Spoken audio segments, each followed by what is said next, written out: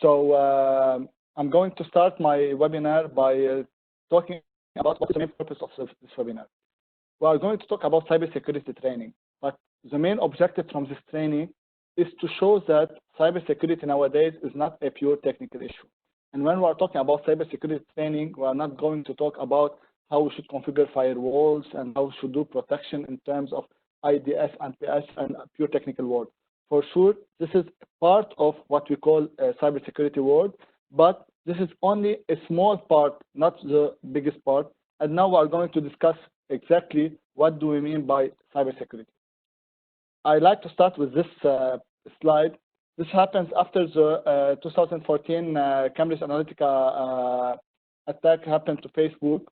So we see a small kid asking Mark Zuckerberg. He told him that my dad told me that you are spying on us. So Mark Zuckerberg told him he's not your dad. So just imagine it is actually a fact that nowadays social media platforms, they know about us much more than we know about ourselves. And I want to take this opportunity to mention what happened yesterday with President Donald Trump, where the big fight is having with Twitter because they mentioned about the fact check on his tweet he did yesterday. So today he promised us with a big decision regarding social media platforms. So let's wait and see what's going to be the decision.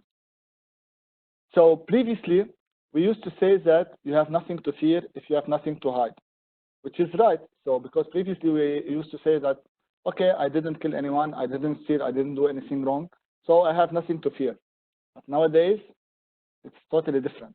Because nowadays, if you all remember, let's say Mark Zuckerberg hiding his laptop cameras and so on, Mark Zuckerberg is engineer, he's technical, he's security expert, he has thousands of engineers, he doesn't trust his own laptop. That's why he's hiding the camera in his laptop, because anyone who could be spying on his privacy. And now we're going to talk about a lot about privacy when we're talking about cybersecurity. So nowadays, it's no longer about just I want to protect myself from whatever. I need to protect my privacy, which is something very, very, very important. So my first question before we start going in process of this presentation, when we are talking about, let's say, Google Drive, Dropbox, OneDrive, we all use at least one of those, or at least we have emails on Gmail, on Hotmail, on Yahoo, or whatever. So our data on those, let's say, Google Drive or OneDrive or Dropbox, or our data on the emails, whether attachment or content or whatever, where my data is stored on the cloud. Is it in USA? Is it in Europe? Is it in China? Or is it somewhere in the world? So please, I want to ask you to start answering this poll before proceeding with our webinar. Thank you, Roland. And everyone, the poll will appear on the bottom right side of your screen. Just a note here, if you're joining us on a smart device, whether it's a smartphone or an iPad, you may not be able to participate in the poll. In those instances, I'm asking that you please submit your answer to the chat feature or the Q&A so it could be recorded. The question is, where is my data stored on the cloud? And the poll is now open. Is it A, USA, B, in Europe, C, China, or D, somewhere in the world? Again, the question is, where is my data stored on the cloud? Is it A, USA, B, Europe, C, China, or D, somewhere in the world? Okay, so you have 5 seconds left to submit your answer, and I do see some coming to the chat feature as well, Roland, so I'll be happy to share that information with you. Yeah, that would be great. Okay, so the poll is now closed, and a majority went with D, somewhere in the world. Well, it's really interesting when we see diversity for the answers. We see like 30 people answered in USA, which is a common answer. We have 8 person mentioned Europe, 3 in China, and somewhere in the world, 88, which is actually not an answer by itself, but true, it is the right answer. Why it is right answer? Now we are going to see and discuss. So basically, again, as mentioned, we all need our data to be available anytime. So let's say, for example, we use Google Drive, so that whenever I need access to my data, I can access my Google Drive and can get my data anywhere in the world. Also Dropbox, also OneDrive. And even if I'm using, let's say, Gmail or Hotmail or whatever. But now the main question is, I need to know where my data is.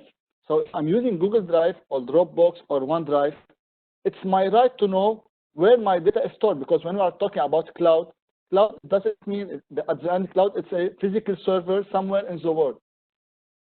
Because I'm using my personal data and this is my privacy, I need to make sure where my data is stored in the world, and now we are going to see why I need those information. So let's start answering those information. Let's start by Dropbox. If we're talking about Dropbox mainly stores most of the data in USA, but if you see that we have several other locations, like in Germany, Australia, Japan, and many other locations in the world. Okay, so they have main location in USA, but still they have multiple locations like in Germany, Australia, and Japan. Let's move to this question: how Dropbox respond to legal requests for information? Because again, if I'm putting my information, my data with Dropbox or OneDrive or Google Drive, I need to make sure, let's say US government, the China government, Europe government, and so on, if they need access to my data, will Dropbox give data to the government? But those are my confidential data, and I sign up a legal contract with Dropbox. So how they are going to share my information? So let's check. Like most online servers, we sometimes receive requests from governments seeking information about our users. So though all data shared with the government, they are saying we give notice to users when their accounts are identified in law enforcement requests, but watch out, unless prohibited by law. So as a conclusion, Dropbox, they are saying that yes, we receive requests from governments to provide them your information, and once we receive this request, we will notify you that, let's say the US government, they ask for your data, but guess what? If they ask us that you are not authorized to tell your clients that we got your data, so they will not.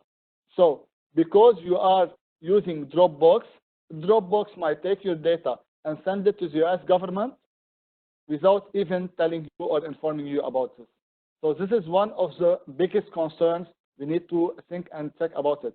And a few days ago, the USA issued a new law that allows the FBI to go and collect all data from your browsing history without a warrant, without anything. Okay? So while raising some concerns now, let's talk about Google. When we're talking about Google, we're talking about storing data, number of distributed data centers. So they didn't even mention where the data are stored.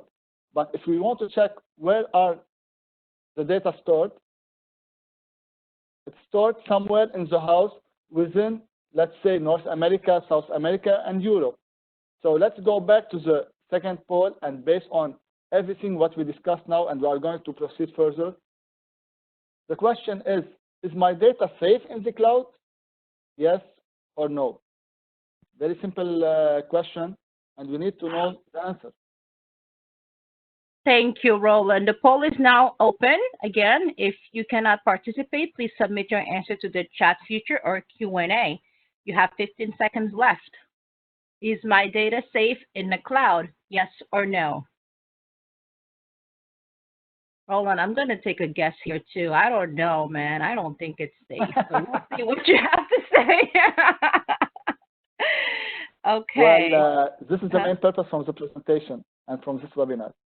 Absolutely. I cannot wait to hear from your insights. I am applying the results right now, and it's a mix. Wow. You know, between yes and no. Okay, that's great. So now we have the discussion of my data. Is it safe in the cloud in terms of security and in terms of what? In terms of privacy. Because as we mentioned, in terms of security, for sure, Google and Microsoft and Dropbox and whatever, they have the professional technical team to store data, to protect my data from hackers, and they are so expert in this field. So for sure, they can protect my data from hackers much more than I can do it, and I can protect it on premises. And now we are going to discuss this and elaborate it more furthermore when we start discussing about remote work. But let's go back to what we were discussing. In terms of safety from security hacking, yes, they are doing great. But what about privacy? Again, do you consider your data safe if any government in the world, whether US government or European government or China or North Korea or whatever, can have access to your data anytime without even informing you? This is the main question. So again, if we are talking about is data are safe in the cloud, are safe from, let's say, technical attempts or hack attempts, but again, there's nothing called 100% secure, but it's safer than having all the data on premises. But again, in terms of privacy, it's not safe. So again, the answer is no. But again, here it's not a yes/no question. I put this poll in order to just let us think, because if you tell me, okay, if in premises it's not safe and over cloud it's not safe, so what should I do? Now, when we are proceeding with our presentation, we will see that the number one, let's say, part from what we call cybersecurity risk management framework is what is we have to identify what we are trying to protect. Based on identifying what we are trying to protect, then we will decide if we need to protect it and store it over cloud or we need to store it on premises.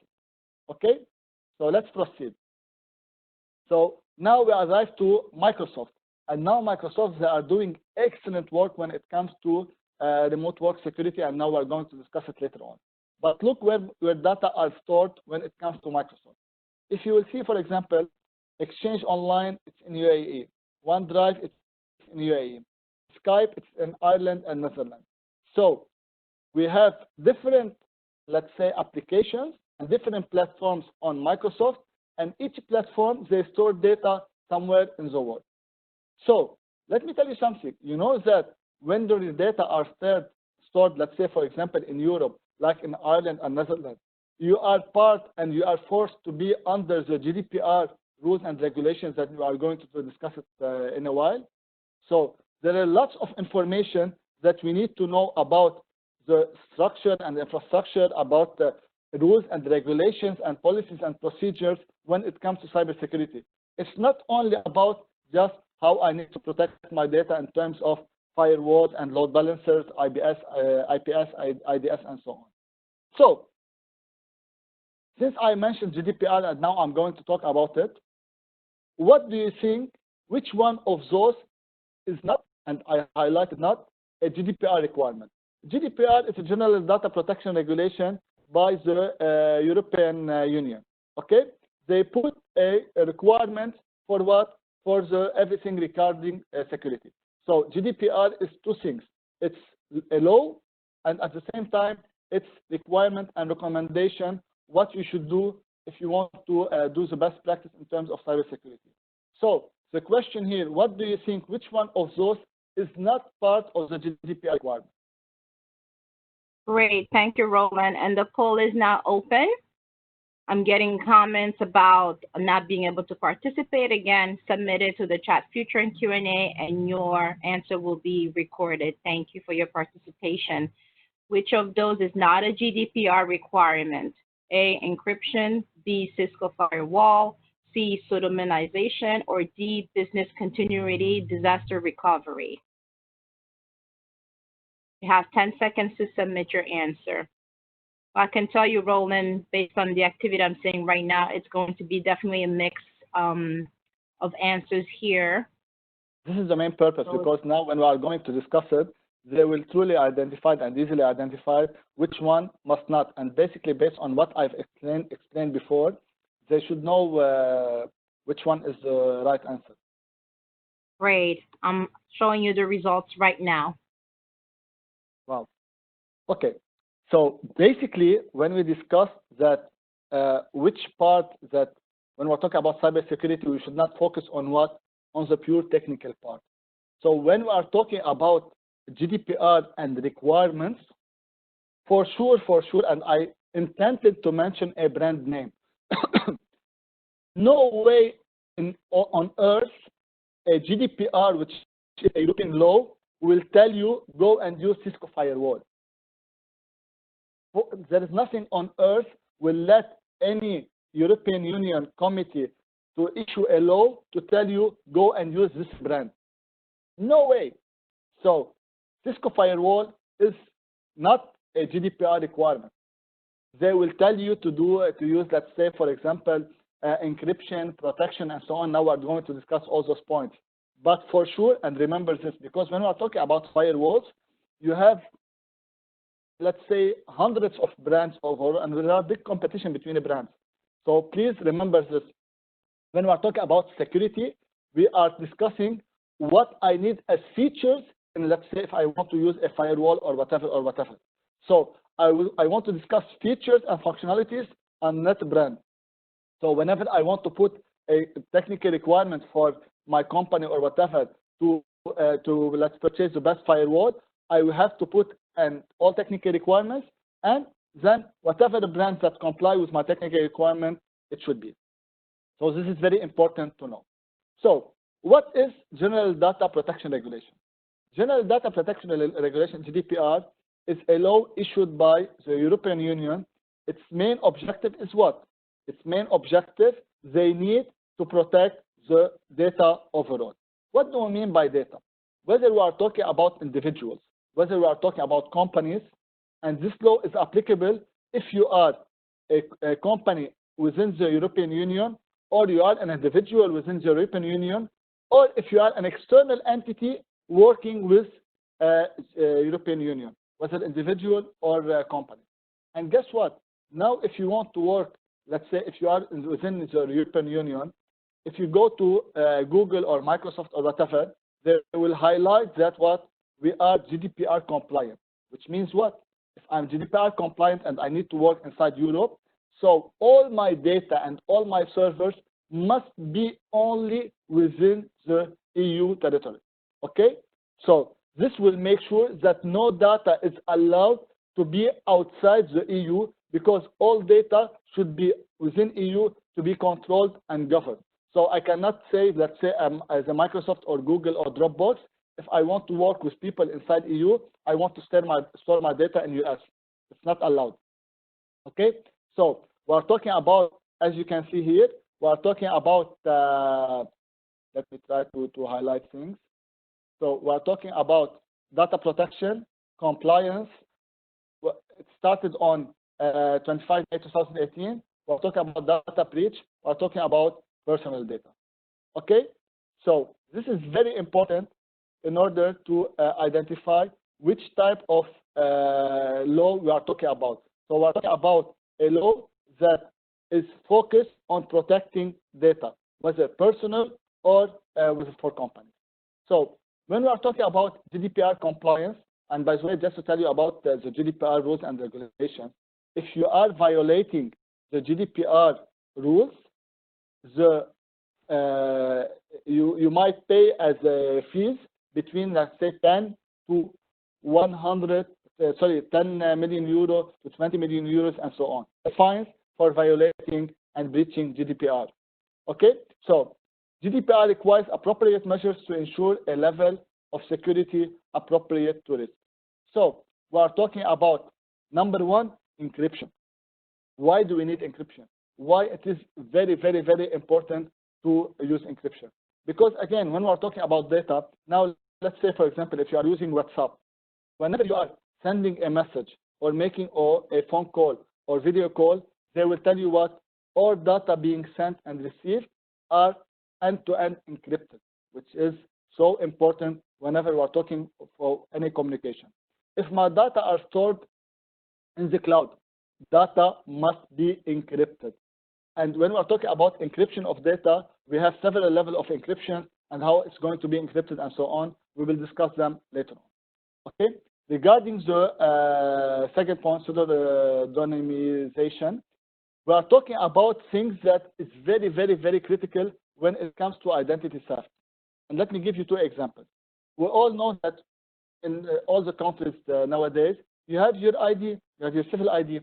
This civil ID It contains your, let's say, for example, your ID number, your insurance number, and so on and so on. Just imagine I can, for example, go and mess with one number from this civil ID number. So we will have a total mess on everything regarding to ID and identification. Who is Roland? Who is Wadi? Who is Gabby? Who is Clark? Who is whatever? Okay? And guess what?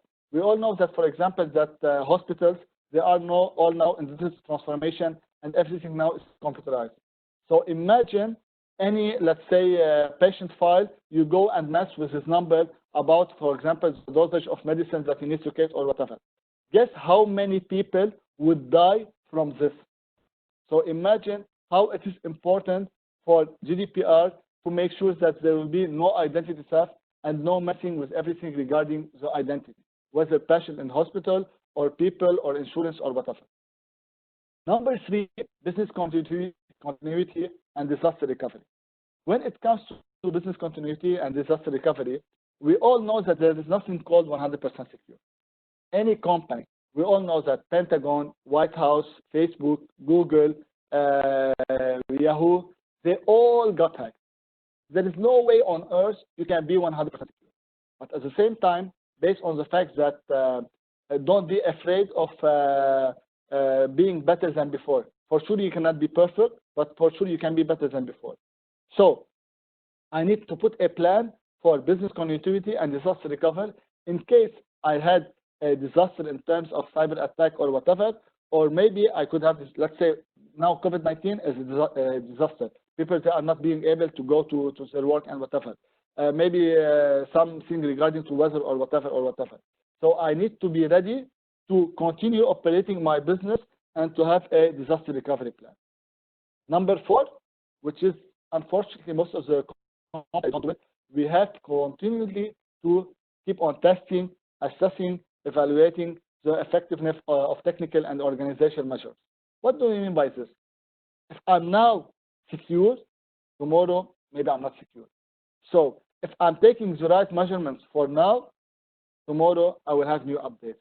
So I need to keep on testing and assessing all measurements I have taken into my organization and on a personal level to make sure I'm still up to date, I'm protected against the new virus, the new Trojan horse, and so on and so on. And number 5, evaluating processes and contractors. So those are the main 5 points when we are talking about what? About GDPR requirements. So again, we are going to talk in a while about also NIST cybersecurity framework. So those are, GDPR is by European Union and NIST is by the US.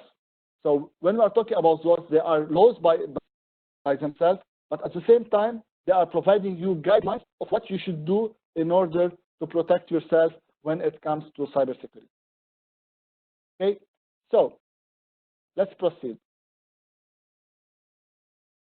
Before COVID-19, we were talking about, let's say, digital transformation, and we were talking about cybersecurity and so on and so on. Now, after COVID-19, we are all talking about what? About remote work. And let me tell you something. As you can see here, remote work is what is here to stay. We will not reach anywhere in the world that, okay, no one has any more corona, so let's go back to work, etc. Most of the companies worldwide, they started to tell their employees that, yes, you can start from now working from home, okay?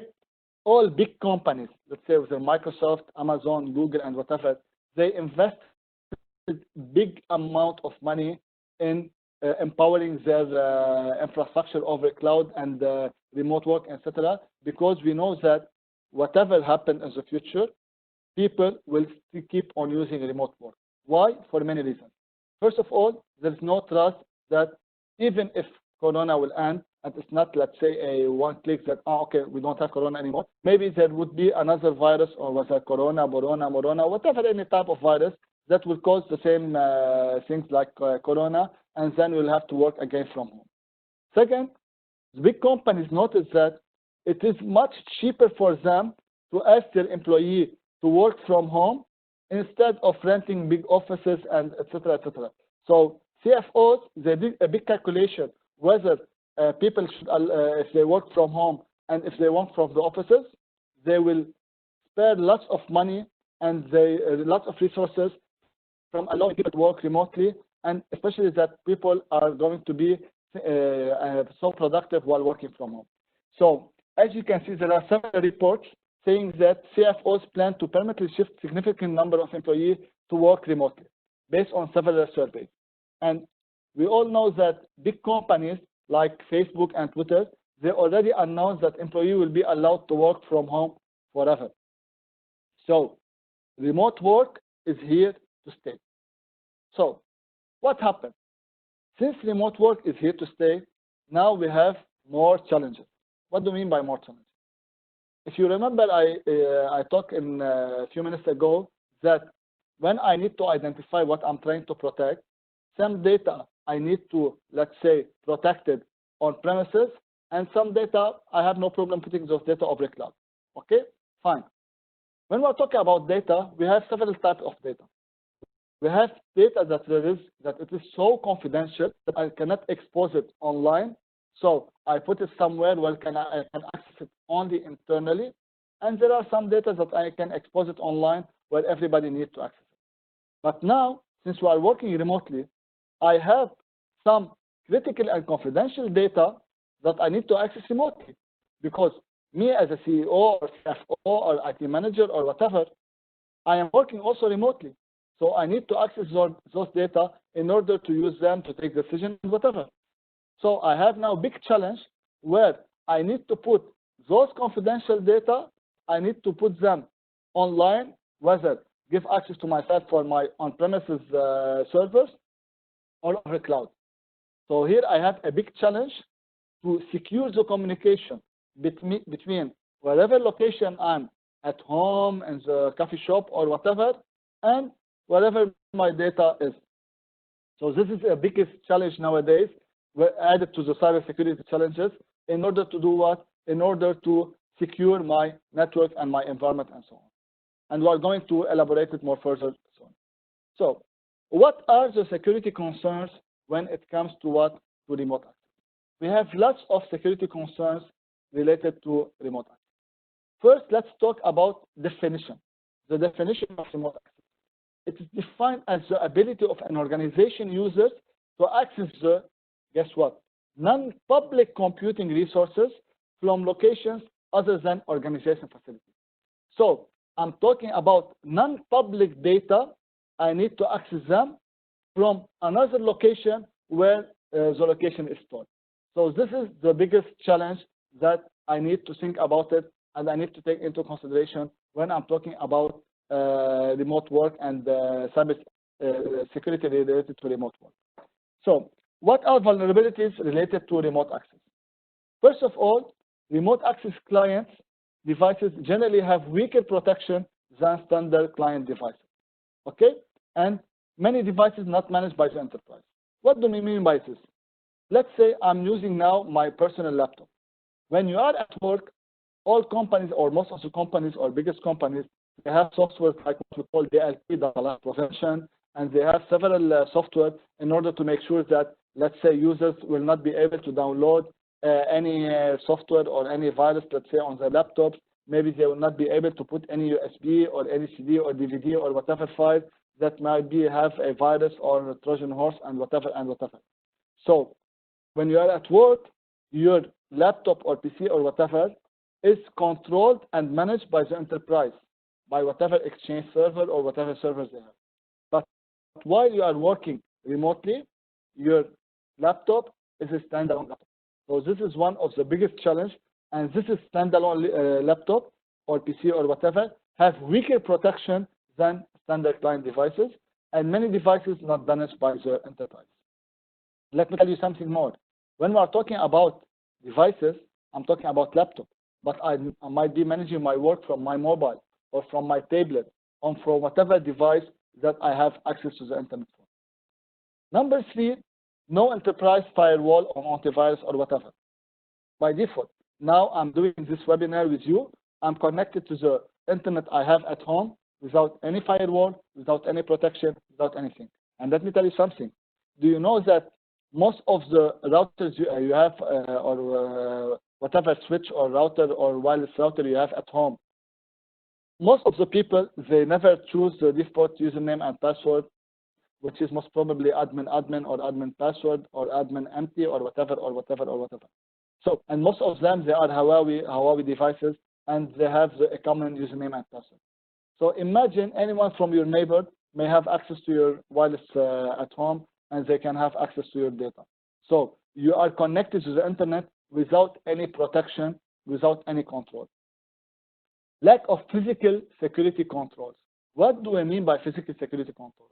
Now, let's say this is my laptop, I'm working from home, but I might be working remotely from a coffee shop. I'm traveling. Maybe I'm working, let's say, from the duty-free in any airport in the world. Okay? So how many times it happens that somebody come and steal your laptop or steal your mobile and whatever?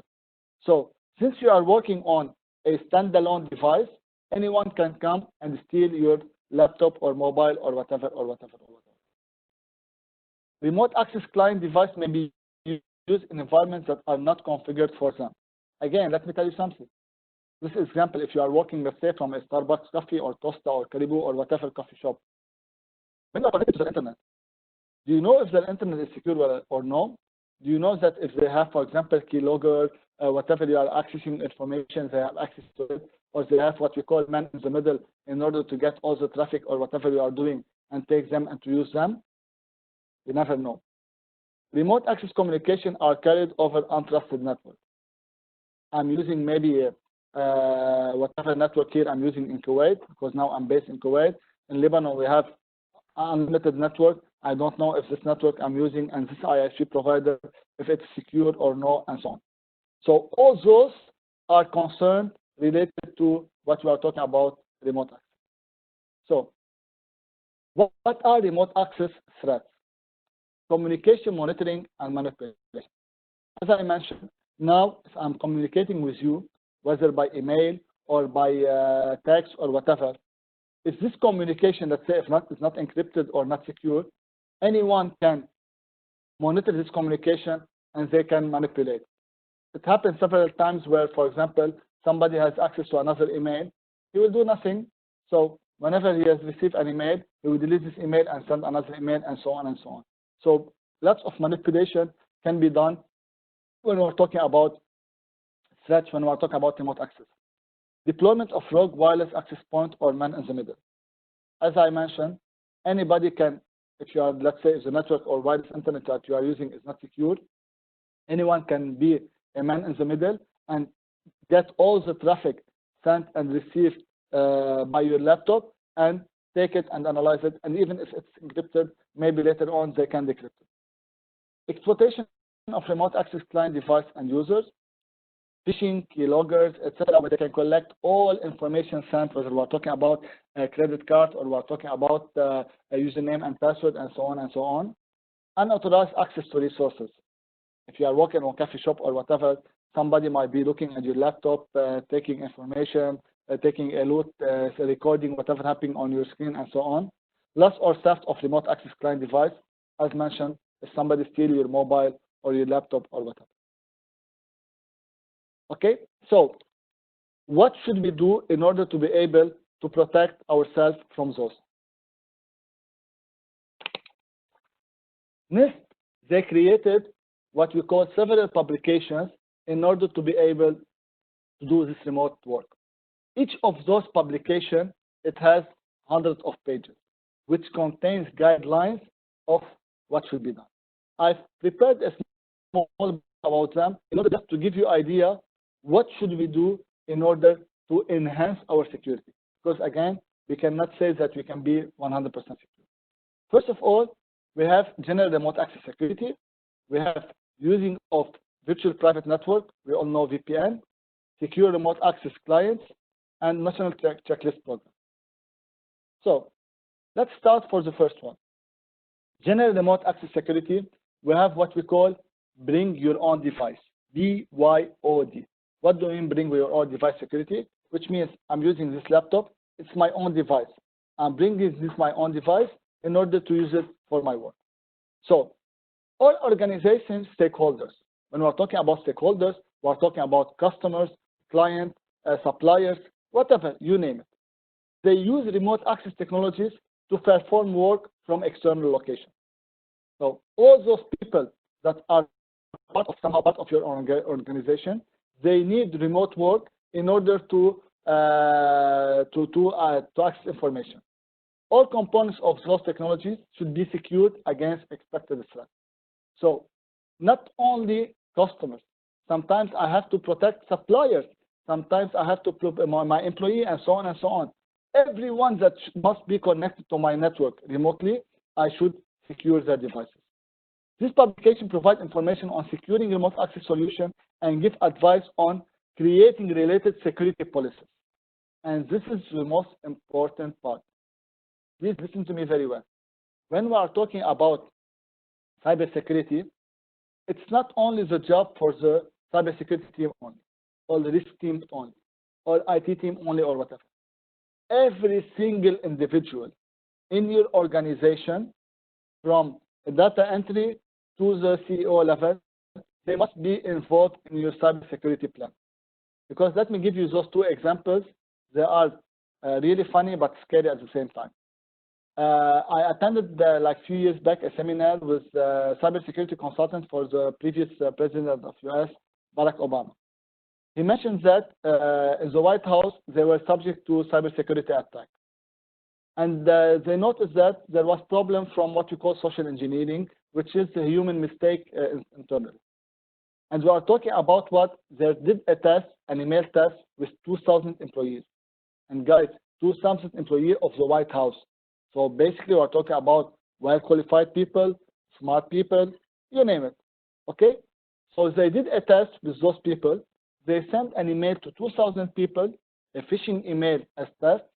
In this email, there was a link, and they mentioned clearly in this email, please don't click on this link. Guess what? 5% out of 2,000, they clicked on this link.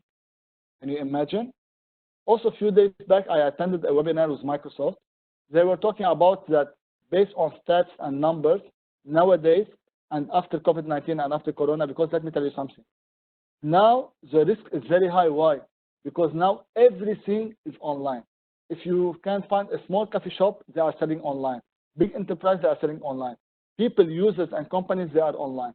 So the risk is so high because now all type of people, expert, non-expert, whatever, educated, non-educated, they are all using online and they are using the internet.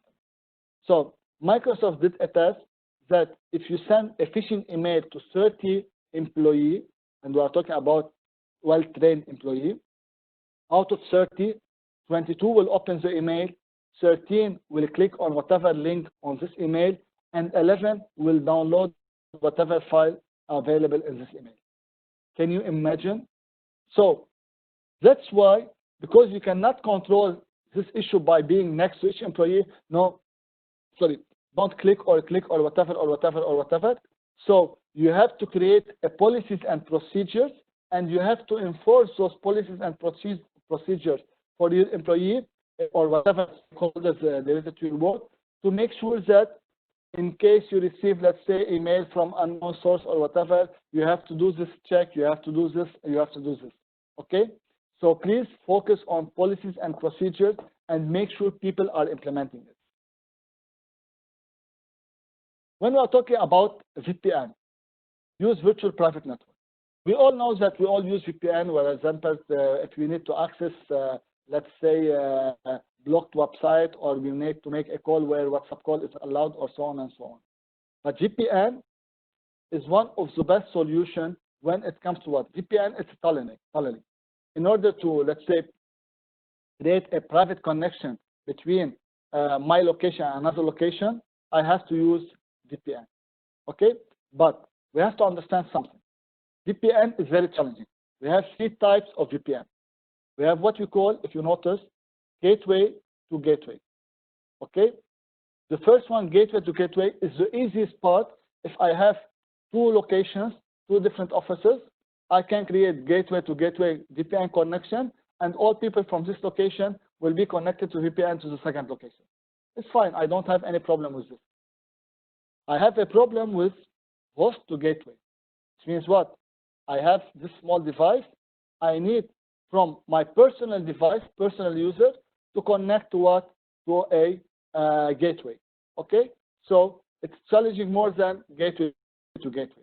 Because when we talk about gateway to gateway, you can put two firewalls in front of them and do VPN tunneling between two firewalls, and then you can make secure connection. Why?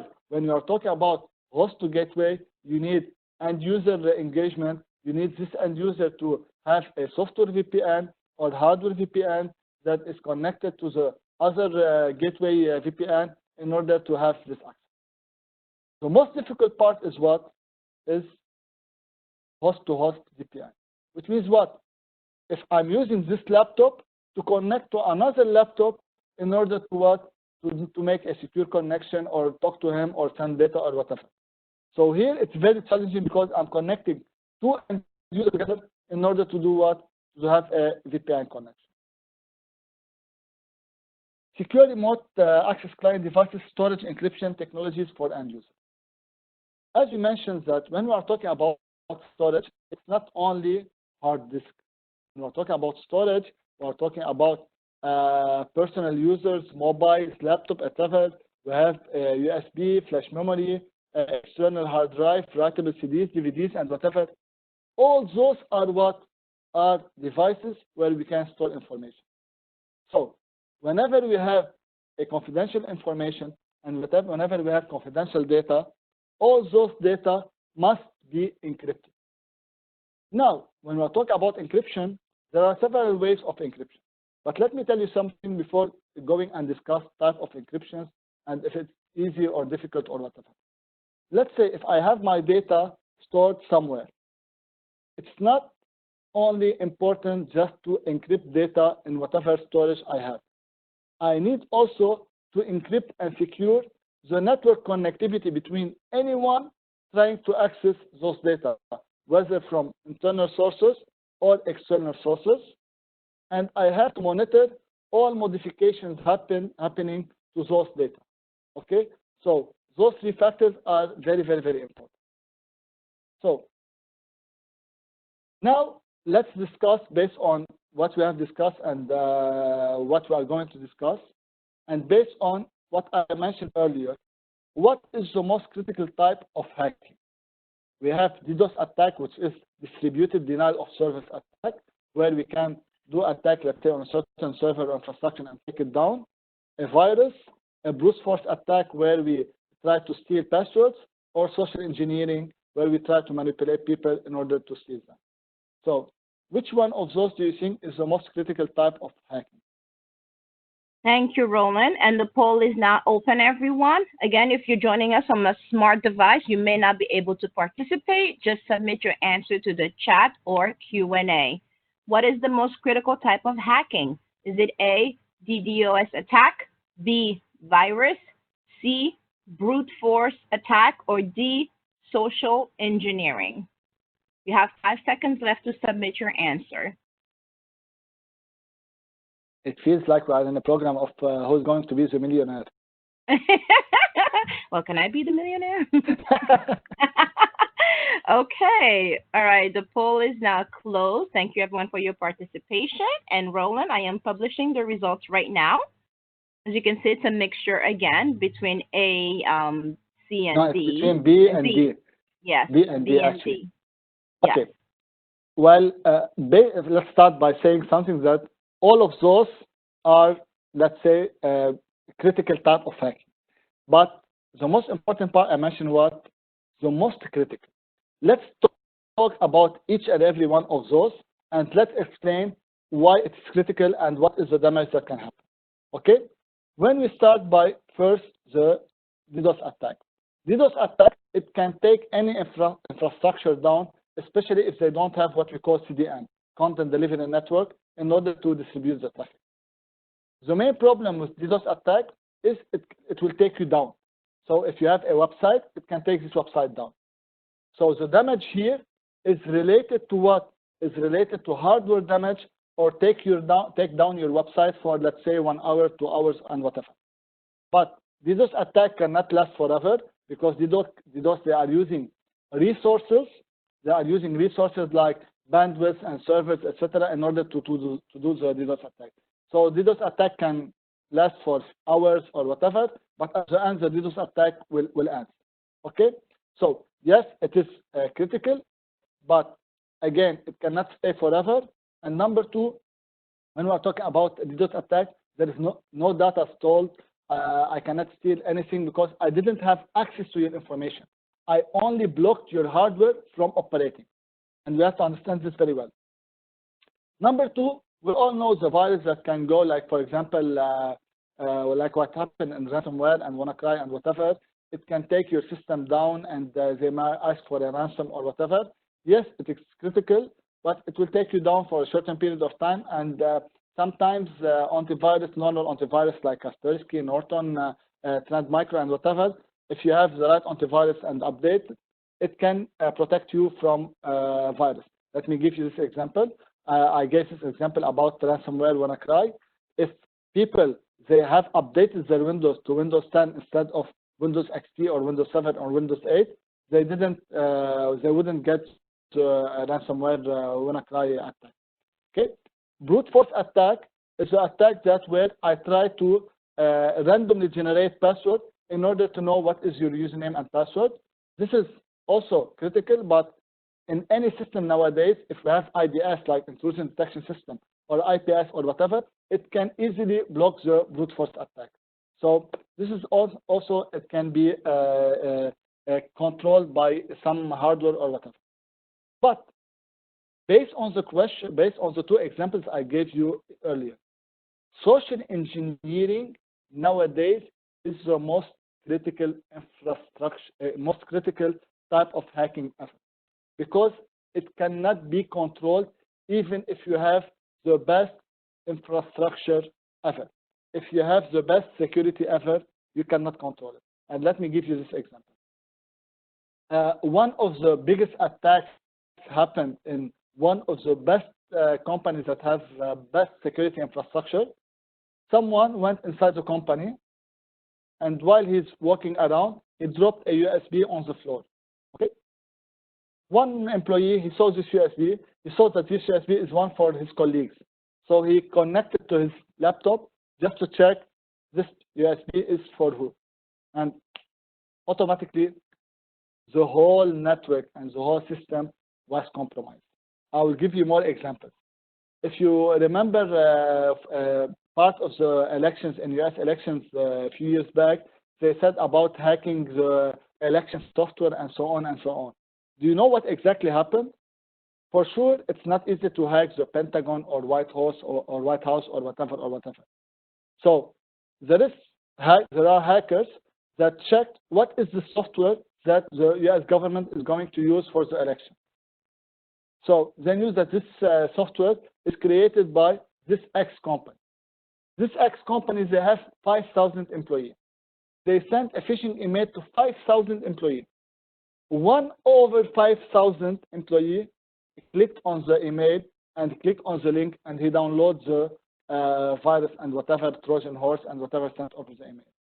So the hackers, they compromise the whole company, they compromise the whole software, and they compromise everything related to the software.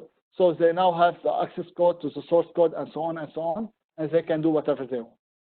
So the conclusion is what? When we are talking about DDoS attack and viruses and brute force, all they are managed by technical team, and you can try to find solution for them. But social engineering, they are targeting the weakest point in whatever cybersecurity solution or security solution or whatever. They are targeting us. They are targeting every individual from you. We all know that we are not all tech geek, and we are not all security expert and whatever. And anyone can do any mistake online. So that's why hackers, they use social engineering. And social engineering can have multiple. Previously, we used to get, let's say, emails that by default emails are known as, it's obvious that this is a scam or whatever or whatever. But nowadays, social engineering are so expert. Dear Mr. Roland, Najem, it was great having, let's say, this Cisco webinar with you, with IMA and so on. I'm glad to attend. I'm looking to do a partnership with you. They are collecting all public data about us, because everything nowadays is public. Everybody nowadays, if you go to social media yesterday, IMA Abu Dhabi chapters, they tagged me in a post on social media. So if you go online, everybody will know that I have now a webinar and so on. So they can send me, let's say, email that I attended this webinar and so on, and I'm looking to do a partnership with you. I have this link. Please click on this link and let's do a whatever. Okay, this is one example. I will give you another example of what is being used now for blackmailing individuals, especially in Lebanon and the Arab region and so on. They have done it for two things. First of all, they created a virtual company in UAE, and they were asking that we need girls to submit their CVs and so on and so on. So those girls submitted their CV. Okay, we need to do a video call with you. In order to do the video call with you, you need please to download this application on your mobile. Whatever the girl downloads this application on her mobile, those hackers will have access to everything on her mobile. Even if she removes the application, they will still have access. And they use those access to steal data and to blackmail her. And it happens this also nowadays because of the remote work. They were asking for remote teachers and so on to teach remotely. But in order to teach remotely, you have to download this application and so on and so on. Once the application is downloaded, they have access to the front cam, back cam, all microphone, all photos, everything. So again, social engineering is the most critical type of hacking because it's targeting the weakest point, which is all individuals in your company. So let's talk about type of threats when we are talking about remote work. First, we are talking about unintentional human error. We all know that part of what we are talking about. Maybe I did a mistake, I deleted a file by mistake, I downloaded a virus or whatever. Intentional threats, since I'm working remotely, and nowadays we all know that now I'm talking to you, maybe I don't know, we have like 400, 500 people here. Sometimes companies, they have more than 500, 5,000 employees, they are all working remotely. They don't know them face to face. So if those people, because they have access remotely to data and whatever, they will have access to those data and steal data, this is intentional threat. Because, okay, I can take those data and steal them. Device loss or theft, already we discussed that if somebody steals my laptop or mobile or whatever, inside attackers and malware. All those are what are type of threat. Okay, so what we need to know about type of storage security. As we mentioned that if we have data stored somewhere, we need to have what? Encryption and authentication. What is the difference between encryption and authentication? Encryption, it means all my data, let's say, on this storage are encrypted. Authentication, I need to authenticate user to make sure that this is the right person who is accessing this information. This is Roland who is going to access this information, so allow or deny. Okay?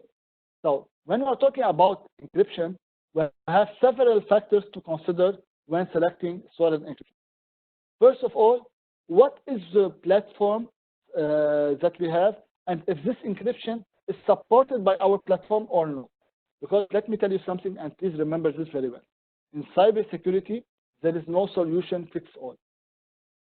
If this solution is good for your company, for your enterprise, for the infrastructure, it not be good for another enterprise. So this is very important. You have to take it into consideration. Several people usually come and ask me, what is the best solution nowadays for cybersecurity? Seriously? Is it a headache you need, like say, to take Advil or Panadol or whatever? It's not like this. There's nothing called, okay, for cybersecurity, this is the solution. There is no solution for cybersecurity. It's a continuous process that you have to work on it on daily basis. Okay? So that's why, again, we are going to see that we have to change mindset from treating cybersecurity as a pure technical part. It's not a pure technical part. It's a whole risk. So first, I need to check the platform. Second, I need what data they want to protect. What type of data? Identify what I'm trying to protect. This is very sensitive, very confidential. This I need to have backup for it, and so on and so on. The threats they mitigate. What type of threats are subject to those data? But listen to me very well. The more extensive the changes are to the infrastructure and devices, the more likely is it that the storage encryption solution will cause loss of functionality or other problem. It's commonly well known that whenever you are increasing the level of security, of encryption, of authentication, whatever people that they will want, the system will be complex, complicated, people will lose it, and so on and so on. Let me give you a simple example about this. Why most of the people nowadays, they use simple username and password for most of their emails, social media platforms, and so on and so on and so on. So if I can access from one platform and get your username and password, I can access all your platforms. Because people will say, oh, okay, I have to remember several username and password for multiple platforms, and so on and so on. Knowing that, we have several solutions for this. Let's say, for example, we have several password managers from Google, from Norton, from Kaspersky, from whatever. But still people, no, I don't want to remember several passwords. And even if they put several passwords, what was my password, what was my password? And sometimes we put whatever authentication and so on and so on. So every time, if you need something to be secure, it has to be complex.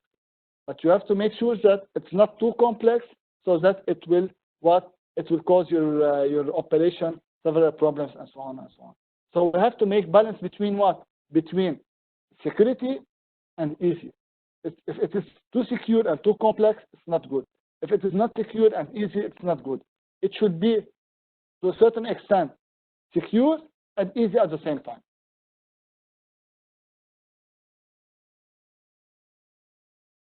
Based on all the problems we have discussed nowadays, since now, people will ask me, okay, you are telling us problems. What could be the solution? I'm going to discuss with you some solutions, but again, based on what we have discussed. There's no solution fits all. Not solutions are for every organization.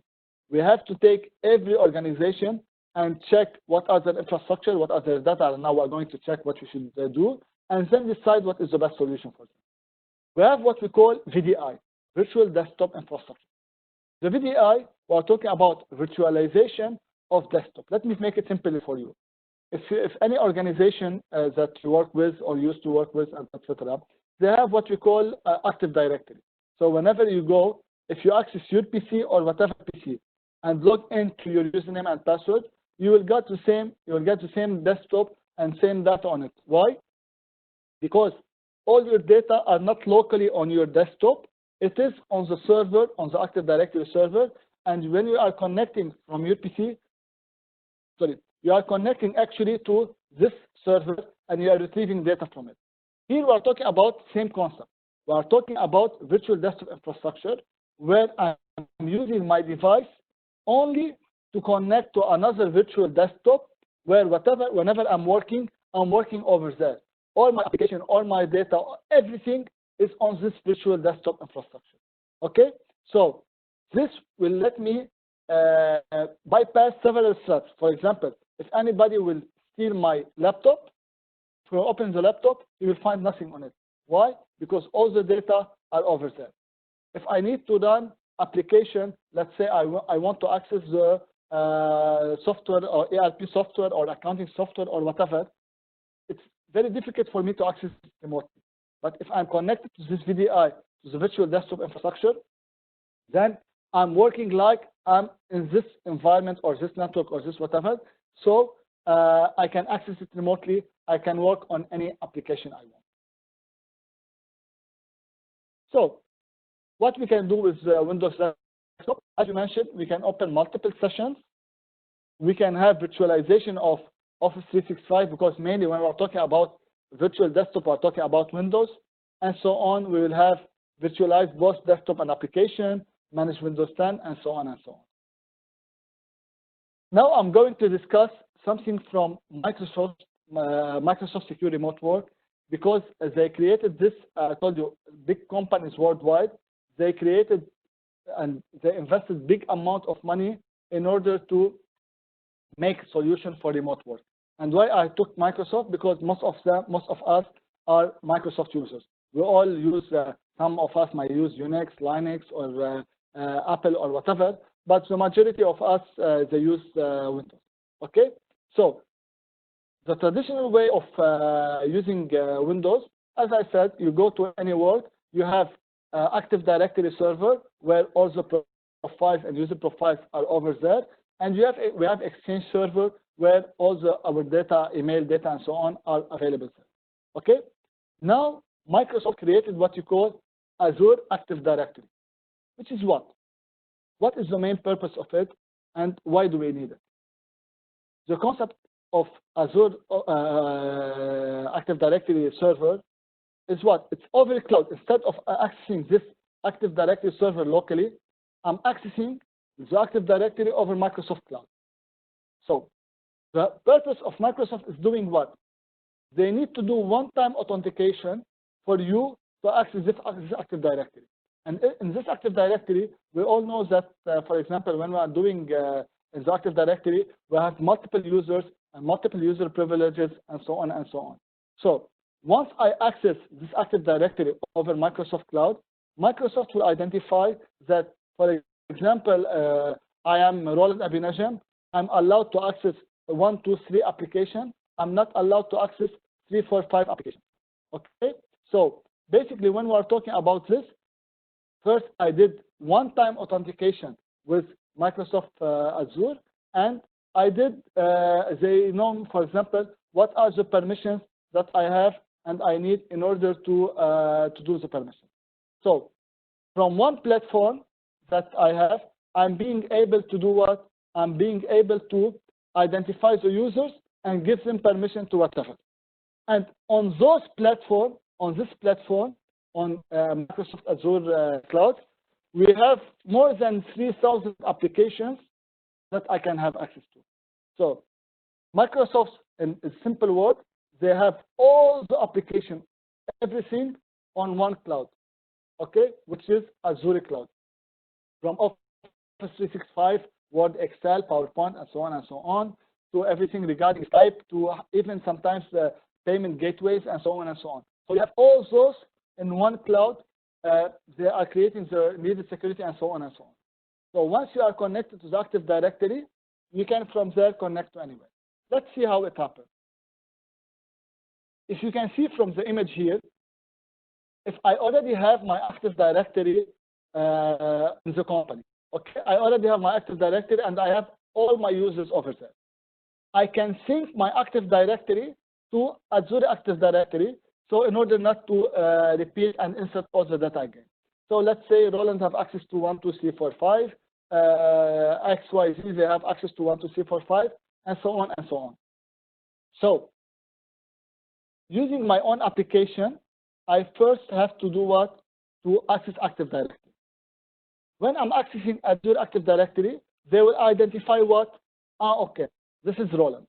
Since they identified me, I need one login access. We can use two-factor authentication and whatever in order to access this Azure Active Directory. Once I'm here, Active Directory will check if I have permission to check Office. Okay, it will let me check Office. If I have permission to access SAP, it will give me permission. If I don't have to access permission to Salesforce, it will block permission. If someone else has permission to access Salesforce, it will give permission. So cloud applications on Microsoft Azure, we have like 3,000 or 3,200 applications. Plus we have external applications. Also, they have secure connection from Azure. So the main purpose from this one is what? Is to have access to this cloud, and from this cloud, I can access any application I want. Now, we still have like around 20 minutes before having the Q&A. So I need to conclude my presentation with why cybersecurity is so difficult and it's so hard. And I was discussing with what is this issue, and he told me, yes, it is so hard, it's so difficult. Actually, yes. And day after day, it's becoming more difficult. So based on what we have discussed, and before proceeding, now we have another poll. Which of the below are part of NIST Cybersecurity Risk Management Framework? Okay, just imagine NIST, they created a cybersecurity risk management framework.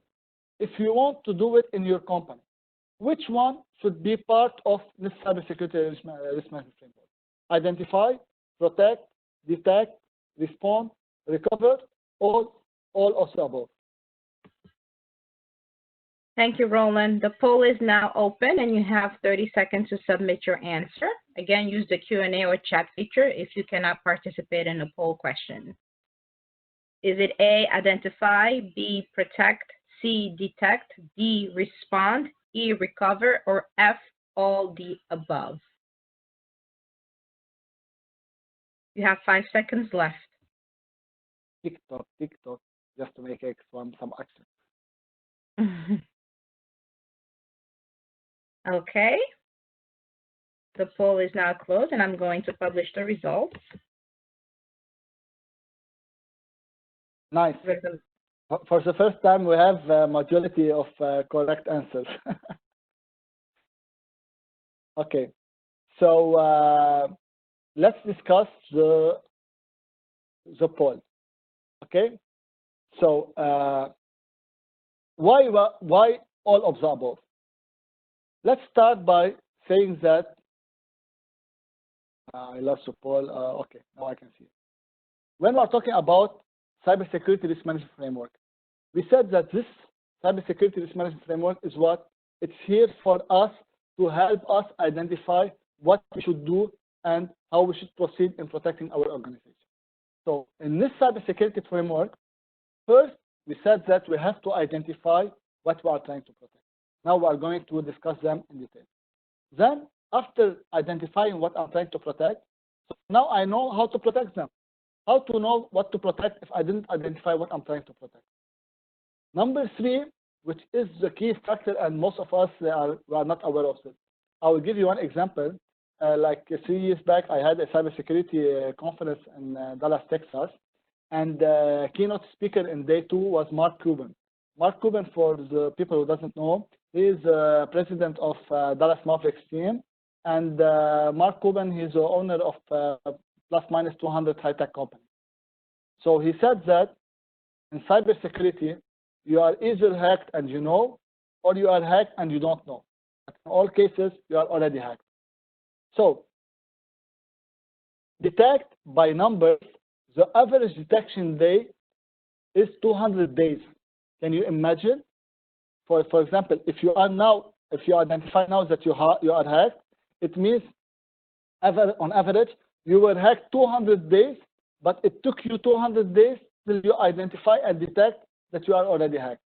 And this is very critical because previously, if we are talking, let's say 20 years back, someone will go and hack your website and will remove your homepage and put a photo of a skeleton and whatever just to tell you, I'm a hacker and I hacked your website.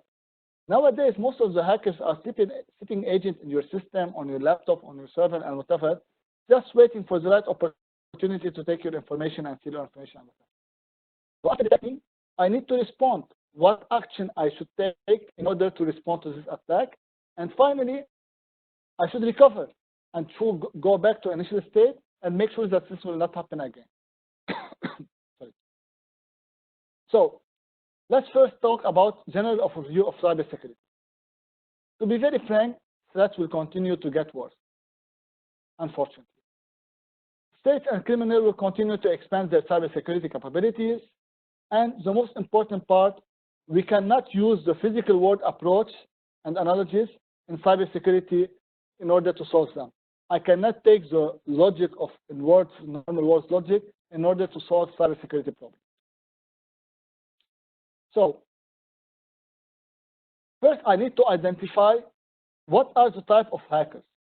First, we have the hacktivists, act in support of a cause, regardless of you agree with their cause or no. But those people, they care only about their cause. We have the terrorists, we have the criminal organization, and we have the national state. Let me tell you something. Nowadays, you can imagine how it is easy. You can go and hire a hacker. It will cost you, let's say, for example, $1,500 to hack an email, $2,500 to hack a website, and so on and so on. So why the threat trend is growing in scale? First, we have increasing numbers of IoT devices. And let me give you this example. Now, in the room I'm living, I'm a single person. I have my laptop connected to the internet. I have two smartphones connected to the internet. I have my smart TV connected to the internet. I have web cameras connected to the internet. So I have around plus minus 10 devices connected to the internet. Sooner I will have my microwave and my oven and my fridge connected to the internet based on the IoT things. So basically we have on daily basis millions of devices connected to the internet. And as mentioned, we have different diversity of devices connected also. And we have more connectivity in one place. For example, let's say nowadays in the region, let's say if you have, so for example, 10 million people connected to the internet or connectivity, later on I have 20 million or 30 million or whatever. So why it is increasing so fast? As we mentioned, low barriers to entry and high return on investment. Cybersecurity is proven a method to achieve goals. I want to blackmail someone, I want to steal information, I want to steal money. Okay, I will use cybersecurity. It's really like, for example, you can go to dark web and you can tell a hacker, I need a virus for this, or I want a Trojan for this. You can buy those things from the web like you are doing shopping for a supermarket or whatever.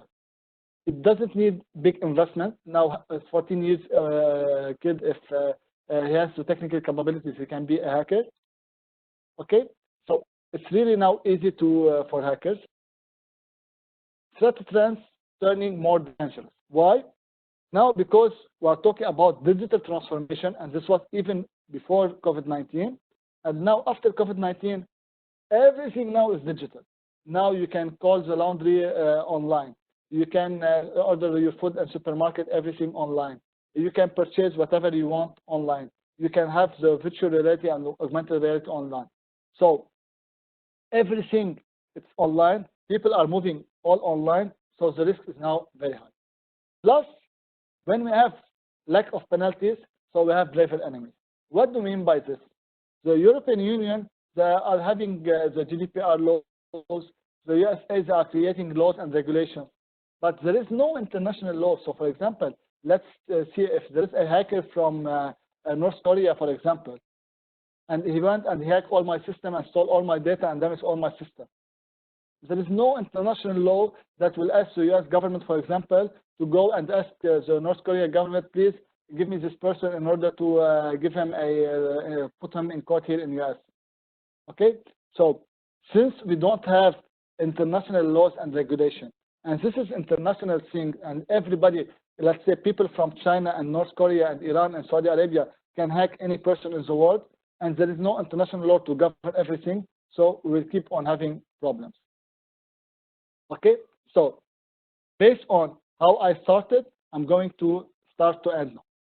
First, cybersecurity is not a technical problem. We cannot take into consideration that cybersecurity is just about web application firewalls, and so on. We have to take multiple factors related to cybersecurity, which is economic, psychological, human behavior, everything. Okay, cyberspace is governed by a different set of rules. Okay? So we're talking about distance, borders, everything. Okay, when we're talking about cybersecurity is new, maybe after 100 years we'll keep on saying it's new. Why? Because on daily basis we have new things. On daily basis we have new threats. For me, on a personal level, I have at least per day 3 to 4 hours reading in order to keep updating myself with all threats, all technologies all over the world. So yes, it's really hectic, it's really difficult, it's not easy. So what we should do? First, shift from treating cybersecurity as a pure technical problem. Approach cybersecurity like any other risk. What do we mean by this? Let's say, for example, if you want to fight fire in your building or whatever, so the only solution you put it is to call the fire department and bring and put water or whatever on the fire. No, you have to know what data you should protect when there is a fire. You put rules and regulation, not use the elevator, go and use the stairs. You have to practice this plan several times during the year in order to make sure that everybody knows what to do during this plan, and so on and so on. Use all available tools, all available people, and so on. And the most important part, which one I told you before, don't let perfection be the enemy of better than before. Why? Because I hear lots of people saying that, okay, already Apple got hacked, Microsoft got hacked, Meta got hacked. Who am I? So when I will get hacked, okay, I'll try to find a solution. Prevention is always better than reaction. Okay, so for sure I cannot be perfect, but for sure I can be better than before. And let me here give you a very, very important hint. Hackers, they're working and they're investing time. Time for hackers is money. So if he's trying to hack your system and he's trying for 1, 2, 3 weeks and he's not able, maybe after 4 or 5 or 6 weeks, he can be. But if he's trying for 2 and 3 and 4 weeks and he's not able to hack your system, he will go and check somewhere else because it's too hectic for him and he's not making any money. While other systems, he might hack them in 2 or 3 hours. So yes, if you protect your system better than before, it will be better for you. Focus on the issue. As I mentioned, every single individual from top and senior management to data entry, they must be involved in your cybersecurity plan. And you have to make reporting on cybersecurity something very regular. Because mainly when we're talking about cybersecurity, we talk about it when there's an attack. No, we must work on it on daily basis. Okay? We have to adopt a careful methodology. And we have to select a risk management framework that fits your organization. This cybersecurity framework that I showed you right now, it can fit certain organizations, but in a different way. And maybe we can shift between the orders and so on and so on. Again, no solution will fit all organizations. Take time to implement the framework. We cannot have the best framework implemented in 2 or 3 days.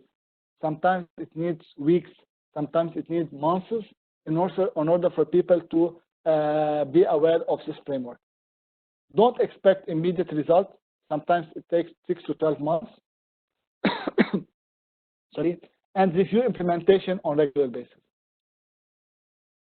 So our last poll for tonight, before we conclude this in the last part of our presentation, is privacy part of the new NIST cybersecurity framework? Is privacy part of this new NIST cybersecurity framework? Yes or no? Thank you. The poll is now open. You have 30 seconds to submit your answer. If you're using a smartphone or device, please submit them through the chat feature or Q&A. Thank you. Again, the question is privacy part of the new NIST cybersecurity framework? Yes or no? I think we should have 100% correct answers now. Yes, I hope so too. We do have one that's more popular than the other one, and I'm sure you can guess that it's yes. Yeah. As you can see. Okay, so as I started my presentation, privacy is part that we cannot take it out of cybersecurity. And now we are going to see that this is, I'm going to go through it now. This is the traditional NIST. When they started, they put the framework of identify, protect, detect, respond, and recover. And now we have the new NIST framework that it was published on February, where we find, if you notice, identify what? P, govern P, control P, protect P, communicate P. So everything in every single part of the workflow, we have the privacy. And if you see here, we have the first circle for cybersecurity risk, we have a privacy risk, and we have cybersecurity related privacy events, where, sorry, protect P, detect, respond, recover are both in the cybersecurity and in the risk. So if I will go back to the previous slide, this is the NIST, which is National Institute of Standard and Technology for Chamber of Commerce, U.S. Department of Commerce in USA. So first, I have to identify what I'm trying to protect: asset management, business environment, government, risk assessment, risk management strategy, supply chain risk management. And here, let me tell you something. One of the main things that is going to shift after COVID-19 is the supply chain, because most of the companies, they were using supply chain from where? From China. So when China closed their borders, everything stopped. So they took into consideration that I have to take into consideration that I need to have multiple resources for my supply chains. Here is the protect. You have to see this very well. Awareness and training. Why? Because the most important part in protecting your data, your assets, and so on is by what? Is by awareness and training. You keep on training your employee and to give them awareness on how to protect themselves, how to protect their PCs, how to protect their emails, how not to click on. I have a slogan I've created that I love so much, and I used it on Twitter several times as it got trending. Think before you click. It is as simple as that. All damage can be done from one click. One click. So if you just think before clicking on any link or whatever, this would be excellent. And awareness and training, it should be always on continuous basis. I should always give awareness and training for my employee. So the detection, I should detect whenever I have what? Abnormal activities. And here, let me tell you something. Most of the common problems that people use in cybersecurity, they always try to protect from traffic coming from external the company to internal the company. While sometimes, if let's say if I'm inside the company and my PC got infected with a virus or Trojan or whatever, so even my PC is a trusted device, but it's doing abnormal behavior, so it means I should take attention to it. Let me give you this example. If on normal days I send 30 emails and I use 1 gig bandwidth internet, if suddenly I'm sending 1,000 emails and I use 200 gig internet, it means there is something suspicious. Okay, so then I have to respond, response planning, communication, mitigation, because in my cybersecurity plan, it should involve several factors, not only technical. I should contact the government, I should contact my lawyer, I have to have a press release, I have to have many other factors. Okay, then I have the recovery plan. And as I mentioned here, when we are talking about all of this framework, we are talking about risk and we are talking about privacy. So if you notice here, for example, when we are talking about governance, we are talking about governance policies, process, and procedures. This is the most important part. And nowadays, if you notice, for example, in ISO certifications, we have several ISO certifications when it comes to cybersecurity. It has what? It has policies and procedures and rules and regulations. This is the only way to control your organization. You cannot control it by firewalls. Those will help for sure. Those will help you secure more your environment and so on. But this is not the only way. The best way to govern your organization is to put right policies, right processes, and right procedures, and to train your employee well on those policies and procedures in order to make sure that they are implementing them in order to feel safe and secure. Okay? So now, because we still have like 3 minutes, and I already explained those, I will run quickly through the explanation of those 5. So first, in identifying, we have to identify business assets, the value of the assets, document them, check what likelihood one could cause loss of harm, and prioritize. Okay? Identifying key business assets, customers info, key employee, banking information, manufacturing process, proprietary technology. Okay? So at the end, I have to ask myself those questions. What would happen to my business if this asset was made public? So we, to make sure that it's confidential, or I need to have a backup for it. Okay? What would happen to my business if this asset was damaged or was inactive? What would happen to my business if I or my computer couldn't access this asset? So when I have the answers to those questions, I will reach what? I will reach such table where I have the assets, the value of each asset, impact of loss or damage to the assets, threat to the assets, what is likelihood of loss and damage to the assets, and the prioritization. Once I have this one, I need to focus on everything high priority, high impact, and so on, and start protecting them because I need to work on priorities. Okay? In protecting, I need to develop the right safeguard in order to make sure everything is secure from data security, training, and so on and so on. This is sample of protect activities: manage access, conduct regular backup. For example, all people who are not doing backup as they got the ransomware WannaCry attack, they lost everything. Backup is a key point, and the most important part is what? Train your employee. Okay? Detect by putting a monitoring system, secure continuous monitoring. That's why nowadays we have what we call NOC, Network Operations Center, and SOC, Security Operations Center, whereas the SOC, Security Operations Center, it's there to monitor all abnormal behavior in order to what? To detect whenever we have abnormal behavior. And for example, we have to make sure that we have all software updated and so on. We have to know what are expected data flow for your business, maintain and monitor logs in order later on to read and analyze logs. Okay, respond, how we are responding by respond plan, communication across department, analysis, mitigation, improvement. And then those are simple respond activities, communicate with the stakeholders, ensure response, and so on. And finally, recovering by developing, for example, recovery communication, planning, improvement, and also communication. So it's now 6:30, so I'm done. We have now 30 minutes for Q&A.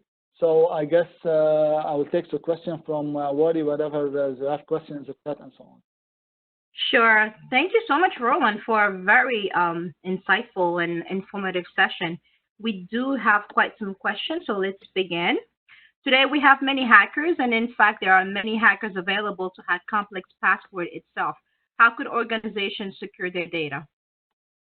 Okay. First, let's talk about passwords. Password, I mentioned it quickly, and now I will expand on it.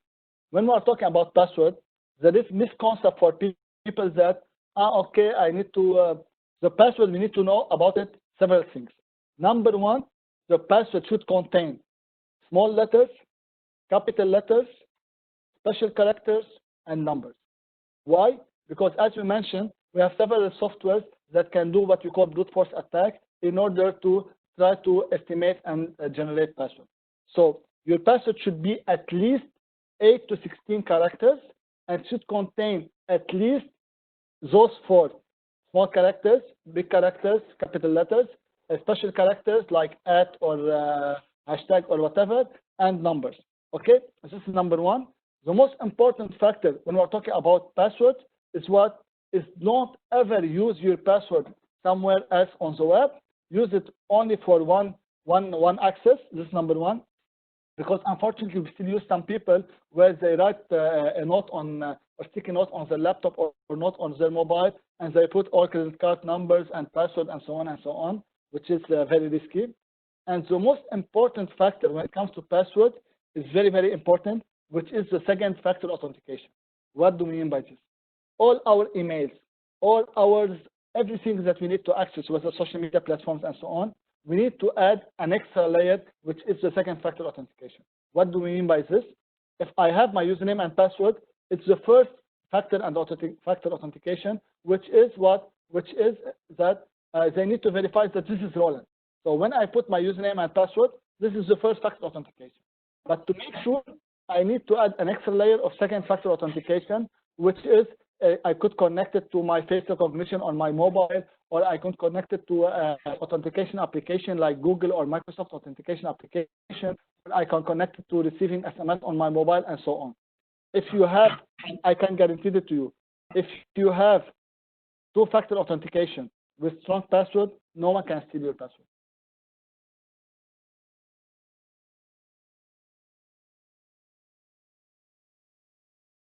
Great. The next question is, what is risk in corporate finance in terms of cybersecurity? I guess, what is the biggest risk? Wow. Nowadays, the biggest risk, especially after COVID-19, we all know that even before COVID-19, all transactions were doing online and so on and so on.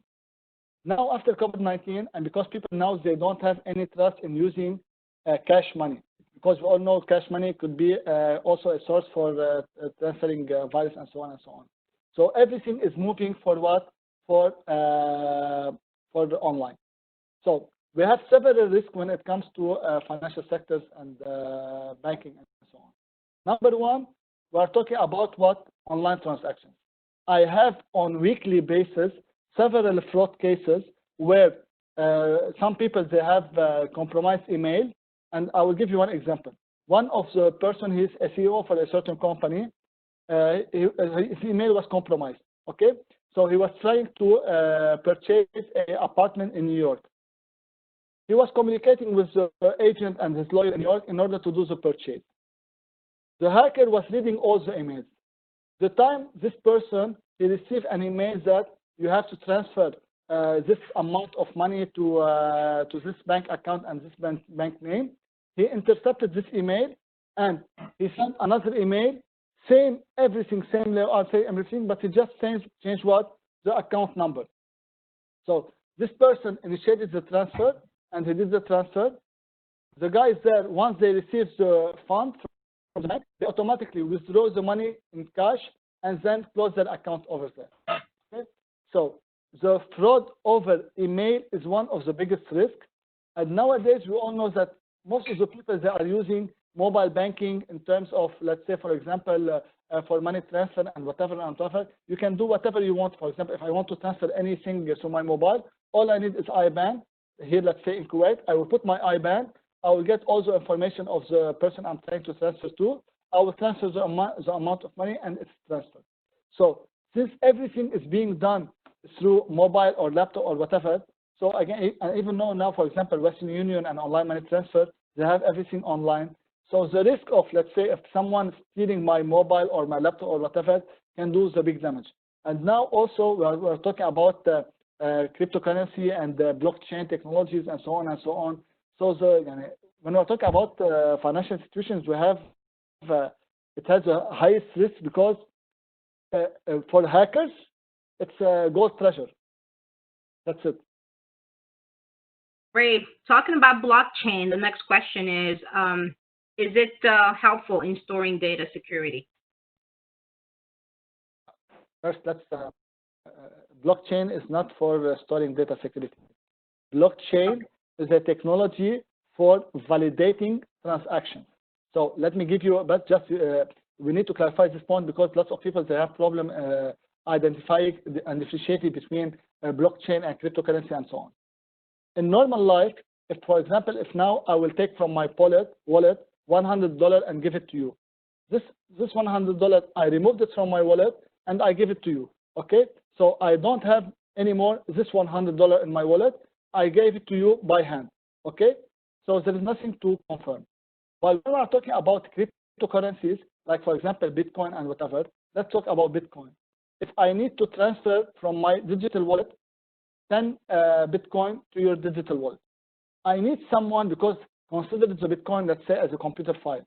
I might have a copy or backup of the file in my digital wallet. So I will give it, so we'll have duplicate. So in order not to have duplicate, if I need to send you 10 Bitcoin, I need someone or a system or whatever to validate that first I have this 10 Bitcoin in my wallet, in my digital wallet, to make sure that I can transfer.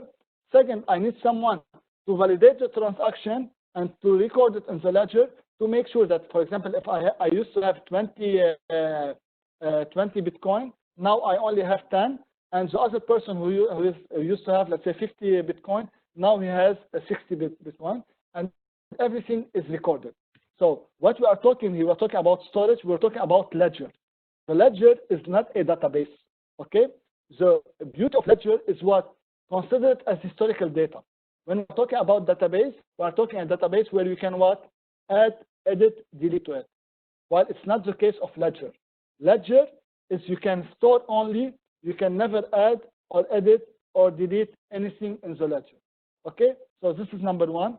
Number two, when we're talking about normal database, usually it is somewhere on the server or a cloud or whatever, where they have access to it. So ledger, on the opposite side, it's non-centralized. It's available on all the people that are part of the blockchain. But at the same time, even if I have access to the data, to the ledger, I don't have the permission to do anything on it unless there is a transaction, and this transaction was validated through the blockchain. Okay. This question is, what are the channels available for an organization or individual to have data compliance procedures in place when data has been lost? Well, this is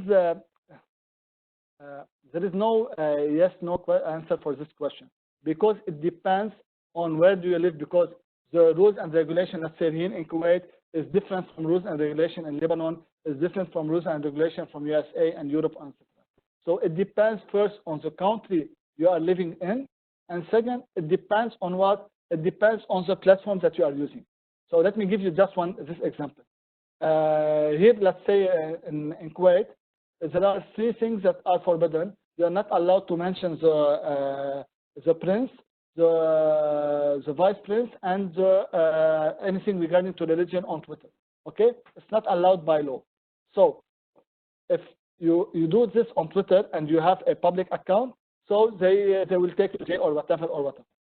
But if you don't have a real account on Twitter, the government here, they try to communicate to Twitter, tells them, we have this person who's violating our rules and regulations.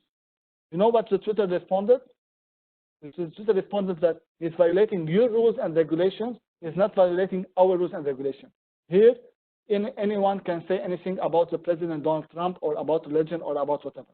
So rules and regulations is related to the government so countries you are living in, to the rules and regulations in this country, and rules and regulations related to the platform you are using.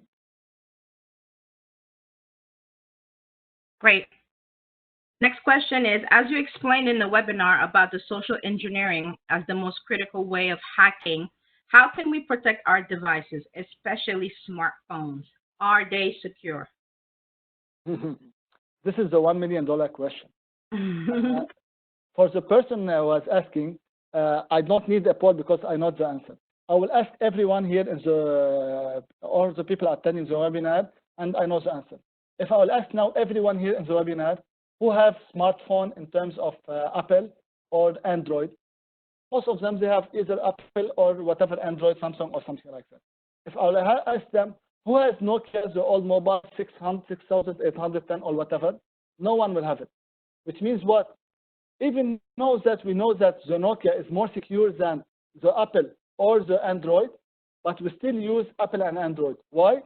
Because we as a human by default, we are willing to compromise our privacy and security in order to get a better service. It's by default, it's by nature. We all know that Facebook got hacked several times. We all know that Apple got hacked several times, and Apple Store got hacked several times. Still, we store our data over cloud. Why? Because we need the service and we need this. So yes, all smartphones, they are not secure. For me, I would recommend, I use Apple and Android because due to my work. But Apple is more secure in terms of what? In order to upload an application on Apple, it needs lots of verification and security check and so on and so on and so on. While on Android, anyone can develop an application within 5 minutes, and it could be a virus, and it has several hacking tools, and upload it to Android. So in terms of application, it is related to what? That application on Apple are more secure than application on Android. But again, it's not only about the application. It's about, for example, if you download a virus from an email on your PC or whatever. So when we're talking about social engineering, by default, Apple is a little bit more secure than Android. But at the same time, if you go by yourself and you click on email and you open the exe files that can compromise your mobile, no one can help you because you are opening the door for the virus to come inside your mobile. So, Great. That was a good answer. This is a 2-part question. First, does the firewall of any antivirus help to control, data from being compromised? And then the second question is, secondly, how do we know if anyone is viewing, our laptop or tracking our laptop without our knowledge? How can we find that out? Okay, very important question. First, when we are talking about, let's say, antivirus or firewalls, I mentioned in terms of antivirus, there are top players in the market, whether Kaspersky, Norton, Trend Micro, and so on and so on. But here, listen to me very well. And also when I'm talking about firewalls, you have Cisco, Juniper, Palo Alto. You have millions of firewalls. You have first to trust what? You have to trust the brand and country of origin, not only the services provided by this antivirus. What do you mean by this? We all heard that there are several reports saying that Kaspersky, because it's a Russian product, all the data being collected by the antivirus is sent to the Russian security intelligence and so on and so on. Same for the American product and American antivirus, CIA and FBI, I use them to analyze our data. Because guys, don't forget something. When we have an antivirus on our laptop, it means we are giving a company, which is Norton or Kaspersky or whatever, which is a company that anyone can work with and anyone can have access to the data, to come and access all our files and have access to all our files to protect us from other hackers. So it's really a tragedy that I'm bringing someone inside my house to protect me from someone else to come inside my house. So maybe someone inside my house is already stealing my information. So, and again, I don't want to go into politics in this issue, but I'm just raising those issues because those concerns were in public in several reports. So this is regarding the antiviruses. Can you just remind me about the second question because I didn't write it? The second part of the question. Sure. How can anyone know if your if your laptop is being tracked or viewed by someone? Okay. There are several ways. Again, if you remember the NIST cybersecurity framework, there is several ways to monitor all, let's say, processes running inside your PC. Okay.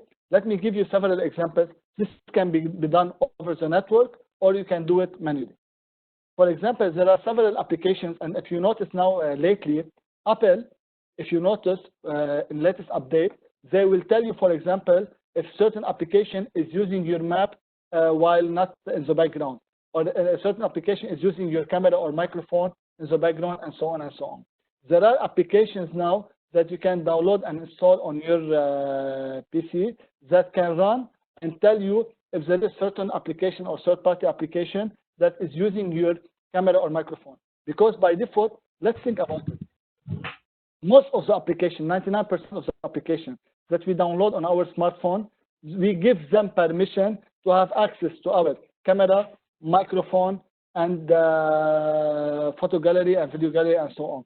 So we are actually giving permission to those applications to have access to those data. So we need to monitor all the traffic. We need to monitor everything coming internally and everything going internally. For example, on a personal level, I always go and check my task in Windows to make sure, for example, if there is any task or anything that is running in the background, so that to make sure. I have several, let's say, Malwarebytes, which is an application that can scan for this in order to help you and so on. And here I have a high recommendation. Please don't ever use any VPN or any antivirus or any malware that is for free. That is for free. Great. Can you please shed a little bit more light on ransomware? Sometimes even after you have an antivirus system, it can get affected. We had such an issue in my office and all Excel files were corrupted asking for ransom. Okay. First, thank you for this question because ransomware is one of the biggest concerns when it comes for people that they know that there is a big problem ahead and they don't do any and take any action. Let me give you two examples. Before the first ransomware happened, we have several ransomware that happened. Before the first ransomware happened, there were reports 3 months back before that period saying that Windows XP, Windows 7, and Windows 8, there are a big security hole in Microsoft. So you have either to update your Windows in order to protect yourself, or you have to free upgrade for Windows 10. And if you remember, it was the first time Microsoft provided a free upgrade for people from one version of Windows to another updated version in order to protect themselves. After 3 months, lots of companies and people, they didn't do anything. Why? Because, for example, lots of companies, they are using, let's say, for example, Windows 7 or Windows 8 or whatever, where they have, let's say, certain applications that run on those Windows or even Windows XP still, but they don't want to change to Windows 10. Maybe this application will not work on Windows 10. But guess what? They can't compromise. So the big concern, number one, is that they didn't take any action to upgrade to Windows 10. It will solve their problem. Ransomware cannot attack Windows 10, especially if it's updated. It can attack Windows 7 and Windows 8 and previous to Windows XP. So this is number one. And the funny thing, even after the first ransomware happened, the second ransomware happened, still some people, they still have Windows XP, Windows 7, and Windows 8. So this is number one. Number two, ransomware will do what? Will block access to your PC or server or whatever, and will ask you for a ransom in order to give you the encryption key in order to get your data back. But if you remember, when we said previously, if you are doing a daily and proper backup, you don't need the data. Okay, I will do a total format for all my devices, and I will operate and will operate normally, and then I will back up all my data. I don't need your key, and I don't need to pay anything. So if you are doing the proper upgrade and update for all your system, and you are doing a daily backup or whatever you needed backup to do, no ransomware can affect you. Excellent. We just got a few more questions here. Is Password Keeper available on phones? Is it safe? Again, when we're talking about Password Keeper, I highly recommend using, for example, something that, for example, for Google or something from antivirus like Norton or Kaspersky or whatever, because you will have a password manager and you will have one master password. But here, you have to be careful for your one master password, so that because this one master password, if they have access to it, they will have access to the rest of the password. So if you have create a strong password, if you do on this password manager two-factor authentication, yes, you will be safe. Great. Just 4 more questions left. How do we identify if a link is genuine or not, especially when you browse through the internet? This is the simplest and easiest question that you can find ever. You have two things. You have two concerns.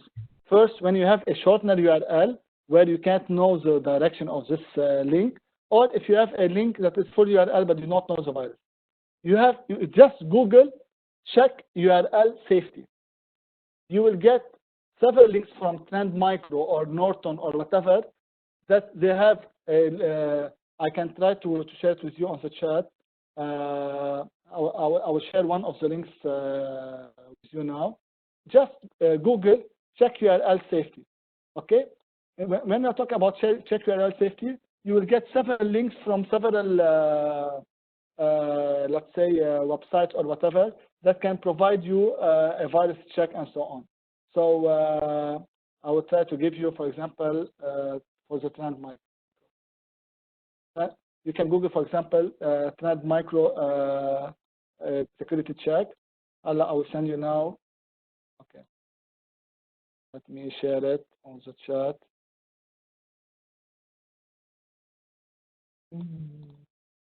Okay. Share it with all participants. Okay. This is one of the URL that will help you. If you click on it, you'll find a place where you can put the URL and you make a check. Once you check this URL, you can be sure that if this link is good or not. Plus, I have another recommendation. You can integrate, if you have a good antivirus like Norton or Kaspersky or whatever, they have what we call the web security. Web security, it will be integrated with your browser, whether you are using Google Chrome or Firefox or whatever. Once integrated with your browser, whenever you do any search, it will do what? It will highlight next to every single link, if it's green, it's safe, or orange, or red, or whatever. This is also another way to test links before you click on it. Great.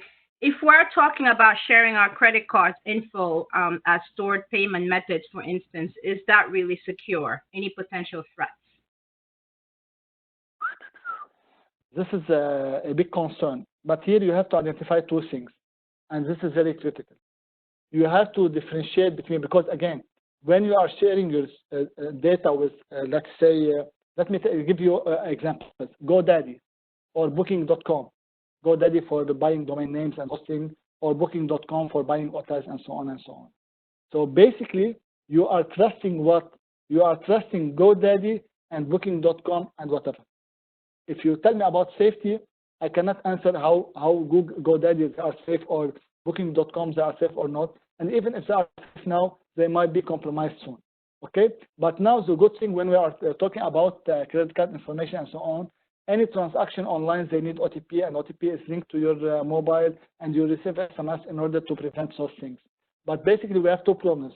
Either we have every time to go and insert all the information of the credit card and so on in order to give them, or you can do, for example, in the password manager of Google, you can also store credit card information. So there all the information except the SV number that is in the back. So you can store it through the web and use it through the web instead of saving it in whatever platform, whether GoDaddy or Booking or whatever platform. Can you please provide any site name to check our laptop is being used by a third party? Is that the link you just shared? No. This link I just shared, it's for only checking a URL link before visiting it. Okay. Okay. I will give you a link for, but again, you have to, it's highly recommended in order to download it and use the paid version instead of just having the free version. This is Malwarebytes.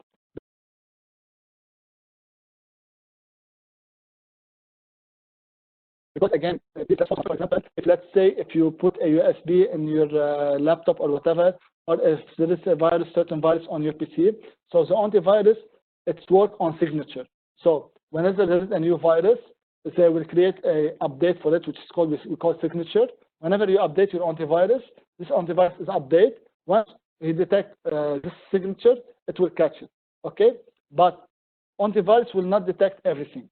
So whenever you want to download any antivirus or whatever, please make sure to download web antivirus or let's say 360 antivirus or whatever that covers everything online. And this Malwarebytes, I bet now if you download it, you can scan it. Even if you want to try the free version, you will find that your PC is infected with thousands of things in the registry.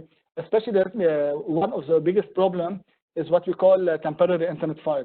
Whenever you visit any file, any website, whether whatever you name it, social media, whatever, all the cookies inside your PC, they are tracking files, and those software will detect it as tracking file because they are reading information from your PC about you. Okay, now last question. Do you have any information about a new currency named PI Network? Yeah, sure. PI Network is, they use a combination of what we call cryptocurrency and pyramid scheme. They combine it together to have a PI network. It's as simple as that. And here I highly recommend for everyone here in this webinar, please do not fall for pyramid scheme, even if they called it for you network marketing or multi-level marketing, or even if they call it direct sales or whatever. Any business, any product, any business that is based on bringing people under you in order to make money is a scheme. Don't fall for it. Any business that is based on selling product or service and making money from this product or service, it's a legitimate business. But PI, if you go to PI FAQ in their website, go and read their FAQ. I highly recommend it. If you go, I will show it to you now, and I will send what they wrote on their website about their product. They will tell you that our product, it has zero value. They are telling you that it has zero value, and you will not make money unless, I will send you the link here. Please go and read this, and And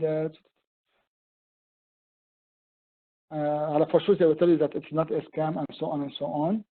I will try to find the, okay. I'm sharing with you. What is the value of PI? Today, PI is worth $0. Okay?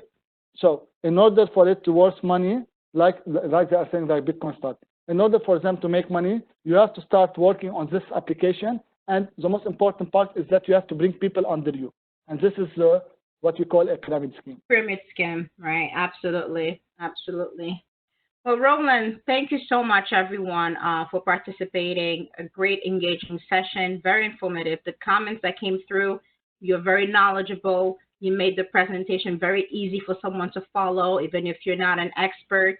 People got great insight and will implement it in their jobs. So thank you so much for all your contributions today. Thank you, Wally. Thank you for IMA Lebanon, and thank you, Clark, and please say thanks to Gabby. And hopefully we'll see you in later on sessions.